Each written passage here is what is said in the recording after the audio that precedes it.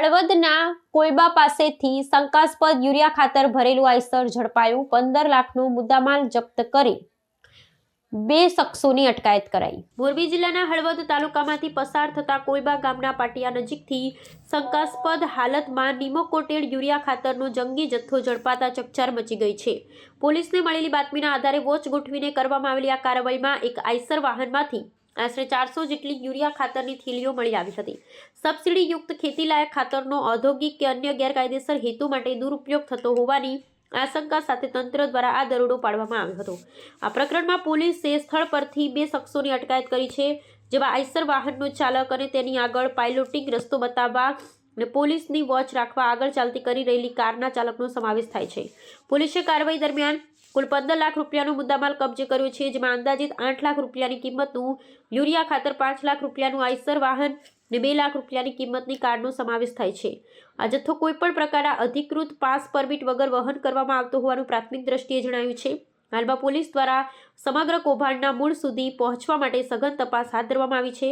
પકડાયેલા બંને શખ્સોની આખરી પૂછપરછ કરવામાં આવી રહી છે। આ ખાતરનો જથ્થો તેઓ ક્યાંથી લાવ્યા હતા અને કોને પહોંચાડવાનો હતો? ઘણીવાર નિમોકોટેડ યુરિયાનો ઉપયોગ ખેતીને બદલે ફેક્ટરીઓમાં થતો હોવાના કિસ્સાઓ સામે આવતા હોય છે, ત્યારે આ રેકેટમાં અન્ય કોની સળવણી છે તે દિશામાં પણ તપાસનો ધમધમાટ શરૂ કરવામાં આવ્યો છે। અલગ અલગ ગેરકાયદેસર પ્રવૃત્તિઓને ડામવા માટે હળવદ પોલીસ ઇન્સ્પેક્ટર શ્રી આર.ટી. વ્યાસની સૂચનાથી સર્વેલન્સના સ્ટાફના માણસો પેટ્રોલિંગમાં હતા। દરમિયાનમાં કોઈબા ગામના પાટિયા પાસે ગેરકાયદેસર સબસિડીયુક્ત રાસાયણિક યુરિયા ખાતરનો જથ્થો આશરે 400 બેગ જે ઇફકો કંપનીની મળી આવેલ, તેની કિંમત ₹8,04,56 થાય।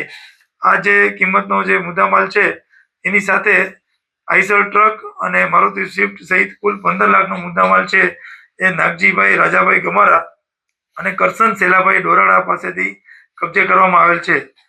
આ સબસિડીયુક્ત રાસાયણિક ખાતર છે એ એના કબજામાં હોવા અંગેની કોઈ પાસ પરમિટ નહીં આપતા ગેરકાયદેસર ગણી અને કબજે કરવામાં આવેલ છે। અને આ જે રાસાયણિક ખાતરનો જથ્થો છે એની હાલ ખેતીવાડી ખાતા તરફથી સેમ્પલિંગની કાર્યવાહી થઈ રહેલ છે અને આગળની ધોરણસરની કાર્યવાહી કરવામાં આવી રહેલ છે।